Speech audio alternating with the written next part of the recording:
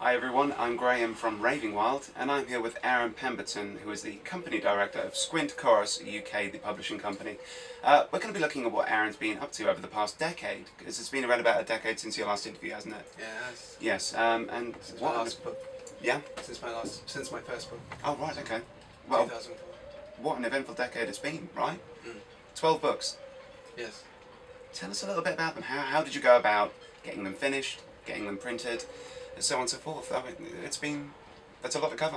Yeah, my first book was in 2004, and I wrote that at Brunel University. Right. And the 9 years after that, I would say the best description for them would be to say that it's been rather like spending time consumed in a whale. Okay. If you can imagine, I don't know if you know Jonah, the story of Jonah and the whale. Jonah was a man in the Bible, and he was swallowed by a whale. And he prayed and he prayed and he prayed, and then God eventually freed him. Yeah.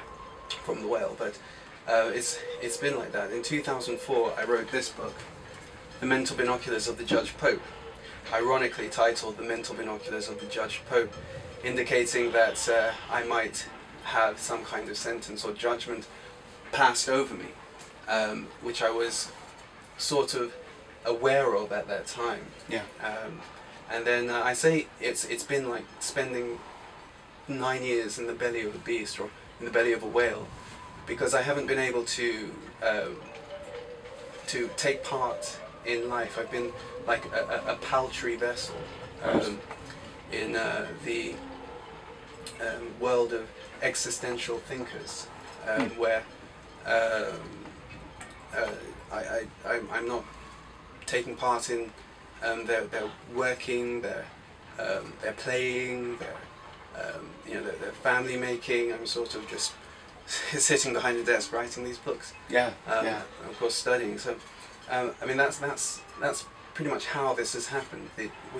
With obviously the paths of extremities, like episodes of like I became ill at some stage. Yeah. I think it was in 2007. My motor functions started to fail. Yeah.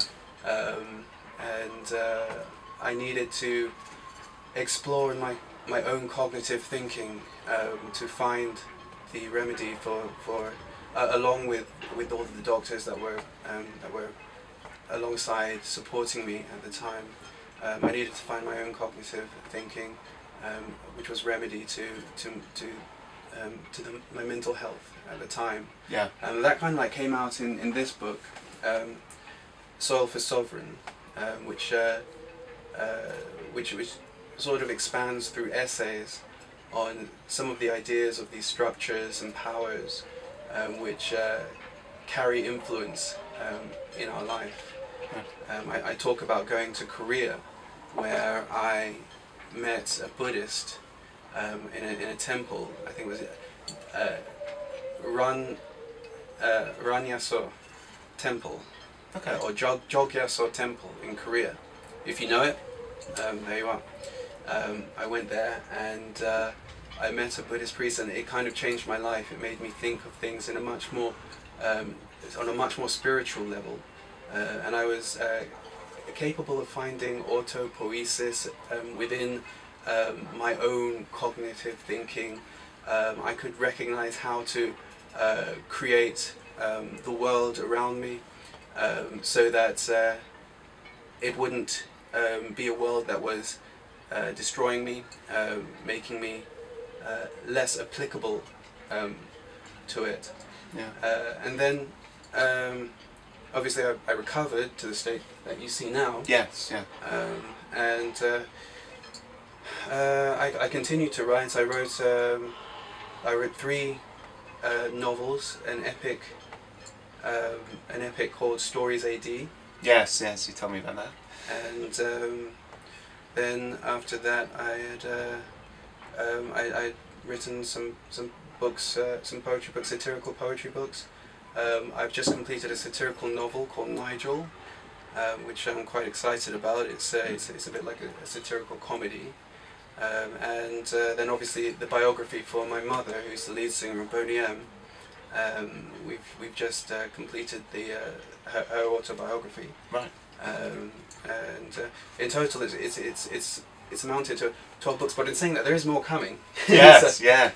but yeah, it's 12 books in 10 years, which is quite an occasion, I suppose. Something Thanks you.